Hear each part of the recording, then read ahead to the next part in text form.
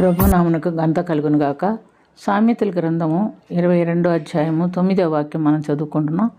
దయాదృష్టి గలవాడు తన ఆహారంలో కొంత దరిద్రునికిచ్చును, అటివాడు దీవెనవంతును. మరి ఎవరైతే దీవెన పొందుతారని మనం తలుచుకుంటే, దయాదృష్టి గలవారు తన ఆహారంలో కొంత దరిద్రులకు ఇచ్చేవారు దీవెన పొందుతారని జ్ఞానైన సొలొమోను రాజు రాసినటువంటి సామెతల్లో మనం చూస్తున్నాం.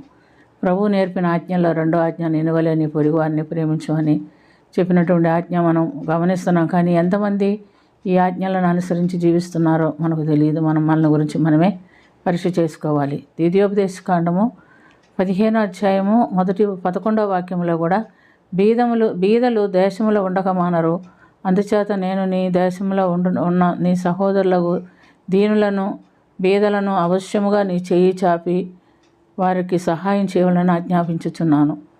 ద్వితీయోపదేశకాండం 15:7-8 వాక్యంలో కూడా, నీ దేవుడైన యెహోవా నీకు ఇచ్చుచున్న దేశమందు నీ పురములో ఎక్కడైనాను నీ సహోదరులలో ఒకడు బీదవాడై ఉండిన ఎడల, బీదవాడైన నీ సహోదరుని కరుణింపకుండా నీ హృదయం కఠినపరచుకొనకూడదు, నీ చెయ్యి ముడుచుకొనకూడదు అని అవశ్యముగా అతనికి మన అక్కర్ల కొలది సహాయం చేయాలనని దేవుని వాక్యంలో మనం చూస్తున్నాం.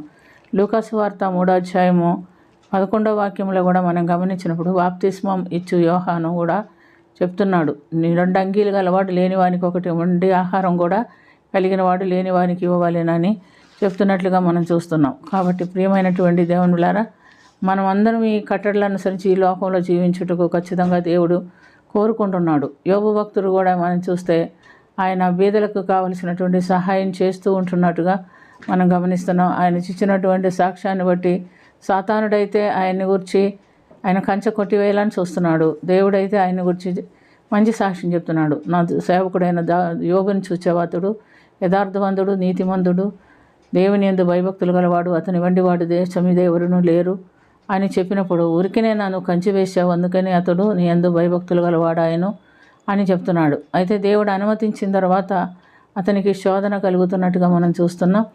ఎంతగా శోధించబడినప్పటికీ అతడు దేవుని వాక్యానుసారం ఆయన జీవితం జీవించిన వాడు కనుక ఆ శోధనలన్నింటిలో నిలబడగలిగే శక్తి కూడా దేవుడు ఆయనకి ఇచ్చినట్టుగా మనం చూస్తున్నాం. మరి అతని యోబు గ్రంథం 31వ అధ్యాయం 16వ వాక్యం నుంచి గమనిస్తే, బీదలు ఇచ్చించిన దానిని నేను బిగబట్టిన ఎడలను, విధవరాళ్ల కన్ను క్షీణింపచేసిన ఎడలను, తల్లిదండ్రులు లేని వారికి నా అన్నంలో కొంచెమైనను నేను తిననీయకపోయినను, నేను ఒంటరిగా భోజనం చేసిన ఎడలను, ఎవడైనాను వస్త్రము లేనివాడై చూచుట నేను చూడగను, బీదలకు వస్త్రం లేకపోవట నేను చూడగను, వారి దేహములు నన్ను దీవించకపోయిన ఎడల, వారు నా గొర్రె బొచ్చులతో వేడిమి పొందకపోయిన ఎడల, గుమ్మములో నీకు వచ్చిన తల్లిదండ్రులు లేని వారికి నేను అన్యాయం చేసిన ఎడల, నేను అలాగ చేయలేదు, నా బాల్యం మొదలుకొని నేను అటివానికి సహాయం చేసినాను అని చెప్తున్నట్టుగా మనం చూస్తున్నాం. కాబట్టి ఈ మాట మనం చెప్పలేం. మనం చెప్పగలిగితే ఆ యొక్క నిన్ను వలె నీ పొరుగువారిని ప్రేమించమనే వాక్యం అనుసరించి జీవించేదానికి సహాయం చేస్తాడు. కాబట్టి ప్రియమైనటువంటి దేవునులారా, మనకు దేవుని కృప వల్ల అంతో ఇందో దేవుడిచ్చి ఉన్నాడు. కానీ మన కళ్ళ దృష్టికి ఈ బీదలు కనబడకపోదు అని దేవుడు చెప్తున్నాడు. అలాంటి వారు కనిపించినప్పుడు ఏం చేయాలంట?